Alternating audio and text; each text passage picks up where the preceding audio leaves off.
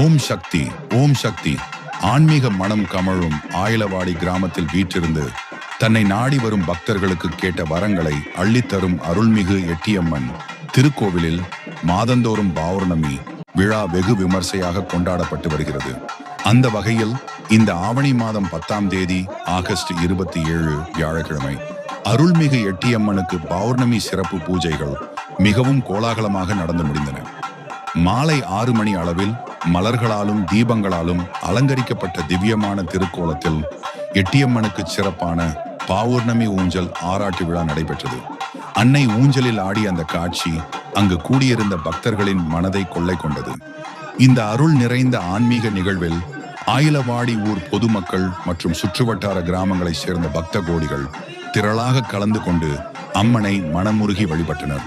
பூஜையின் நிறைவில் அன்னை எட்டியம்மனின் பிரசாதமாக பெருந்திரளான மக்களுக்கு சிறப்பான அன்னதானம் வழங்கப்பட்டது. வருகை தந்த அனைத்து பக்தர்களும் வயிறார உண்டு மனமார அம்மனை வேண்டி அருள் பெற்று சென்றனர்.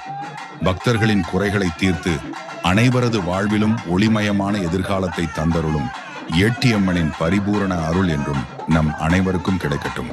ஓம் சக்தி, ஓம் சக்தி, ஓம் சக்தி. எட்டியம்மாவே துணை.